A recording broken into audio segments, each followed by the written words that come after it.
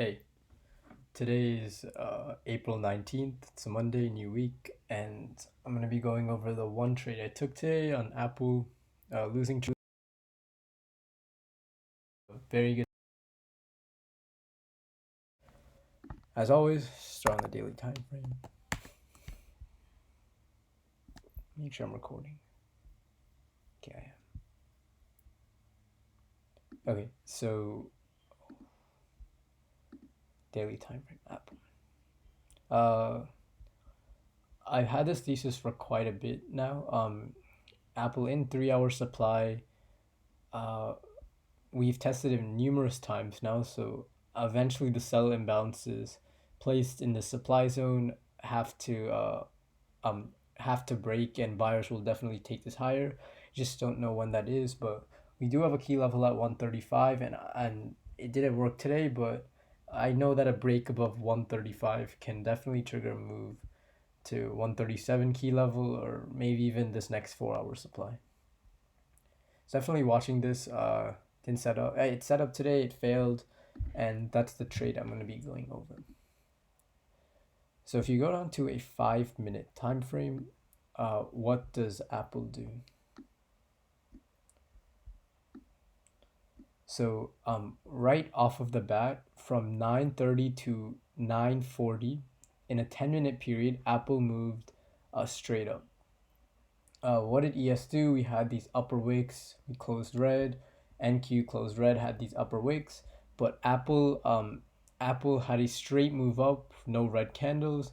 So Apple is clearly showing signs of relative strength to the general market. Uh, so I'm looking for some type of long opportunity now. We also have nice and consistent volume. You can see this is very, very good volume, especially I think. Oh yeah, previous days volumes are also pretty nice, but nonetheless, Apple had good volume.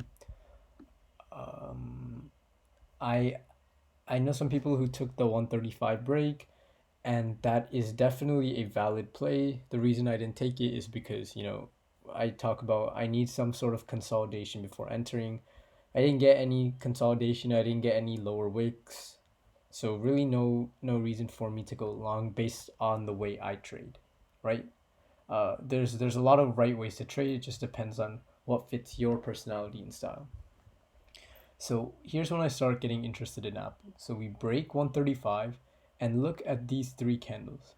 From 9:45 to 9:55, we have these huge lower wicks. So sellers try to take us below 135, but buyers push us right back up. At this point, we're basing in supply, so I'm not really worried about the sell imbalances placed here.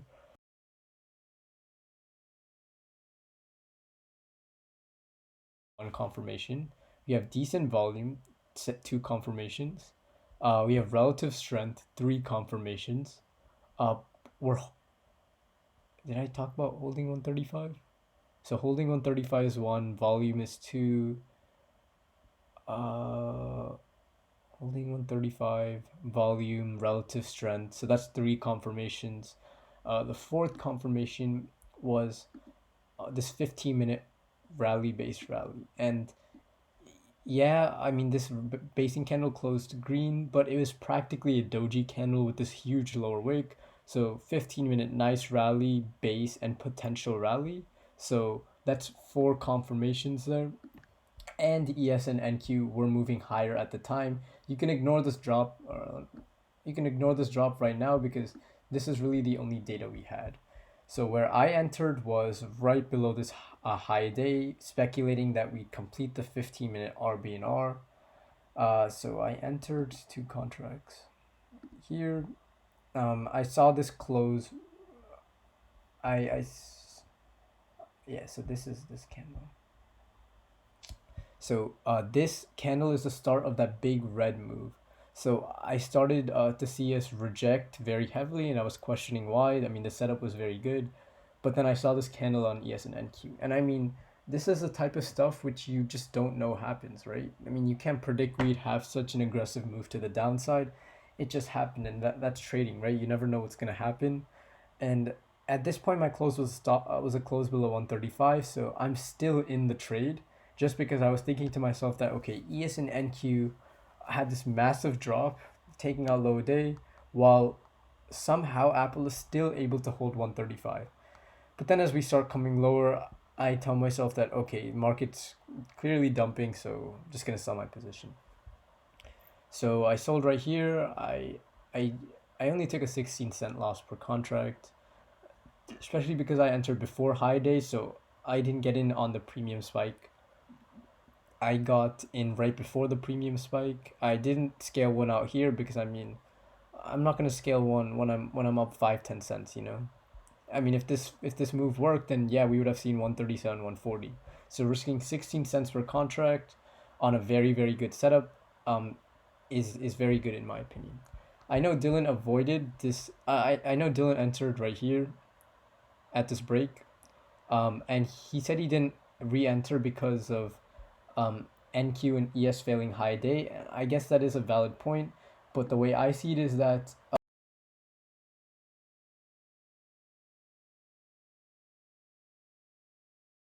not only did Apple have a good setup, but the market aligned as well. So it's just personal preference. I think this was a very good trade. Didn't work out. So that's all good.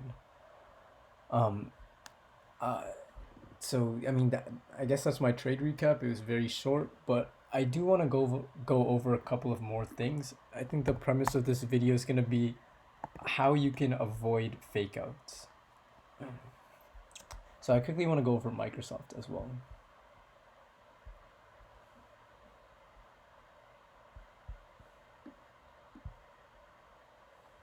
Okay. Actually, let me go right here. Let me go right here as well. Okay. So right here, this is when I was thinking that okay, Microsoft is a decent setup. So let me list the confirmations. We're double bottoming and we're barely breaking low day. Look at ES and NQ. They're clearly breaking low day. So Microsoft, and at this point, has clear signs of relative strength. Yes, we're breaking low day, but we're barely breaking it. We have a low day fail inside of demand. We have some sort of relative strength. The volume is somewhat nice as well. That's three confirmations. We look very good on a daily time frame, four confirmations. And what I liked is that NQ started bouncing out of this demand as well. ES missed it by a couple of points, that's okay, but NQ was bouncing in this demand. Microsoft is a tech stock. So that itself is five confirmations, right? So why did I avoid this trade? Um, this just comes with screen time and experience, but what I saw were these huge upper wicks right here and right here. And I just saw wicks all over the place, right? And to me, wicks right here, we had a selling wick right here as well, right here. You can ignore this one actually. So we had all of these upper wicks. So to me, that's indicating that this isn't clean action. To me, this is very, very choppy action because we have wicks all over the place. No clear direction. So for me, yes, we had five confirmations, and if you did take this trade, it was a valid trade. I avoided it just because, I mean, it just came with intuition. I had this feeling that we had all these wicks all over the place and that we had a potential to reject this trend line. And I mean, look what happened. This is chop right here, and I was able to predict. Obviously, the market's still going on, but 3 hours, Microsoft hasn't moved at all, and just through these telltale signs, the more super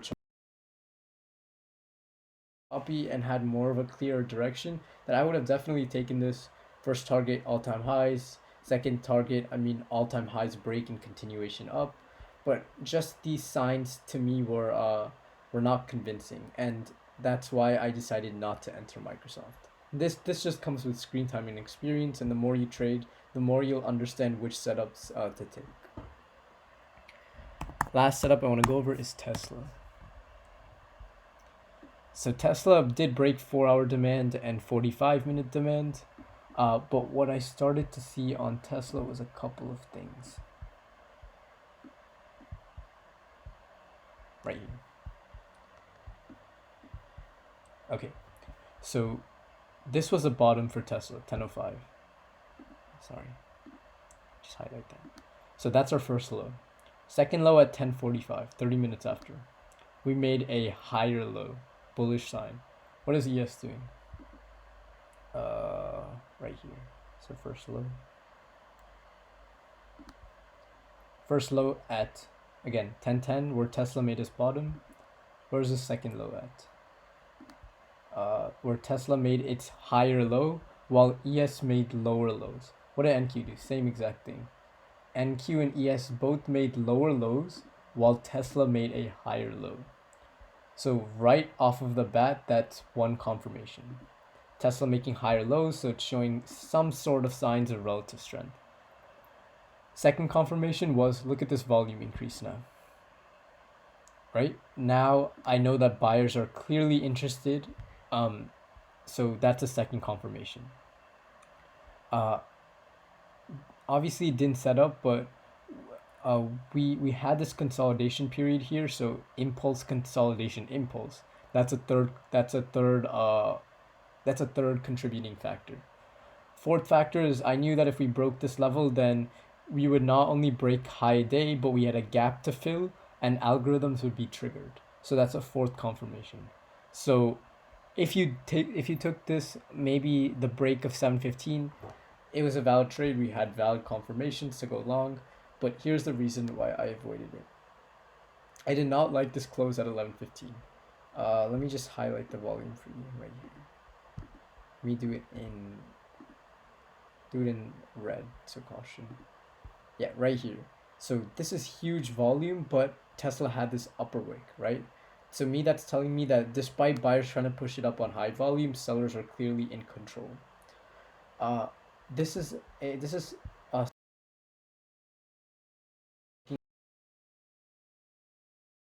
NQ. This isn't a key level, but NQ had intraday resistance at pre-market low.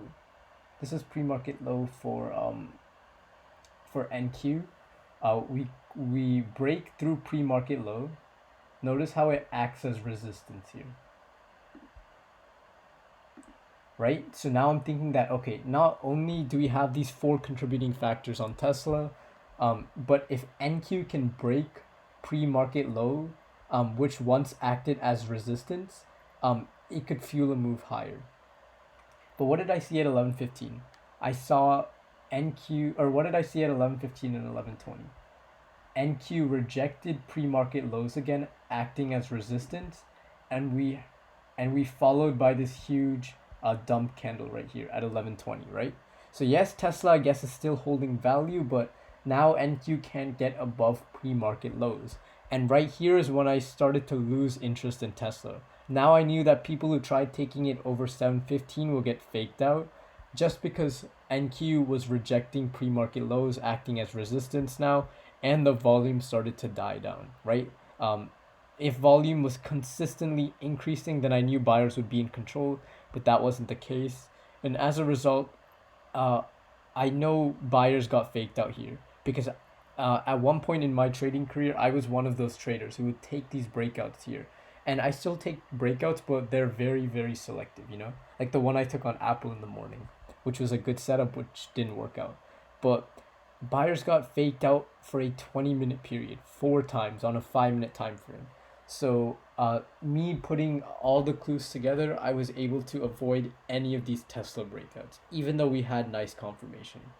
So that's what I mean by just some small signs that you have to be able to pick up on to increase your win rate, not get faked out as much, and just to improve your trading in general. But yeah, I'm gonna end the video here, and yeah, I'm gonna post this video in the chat just so other traders can learn from this. But I'll see you guys tomorrow.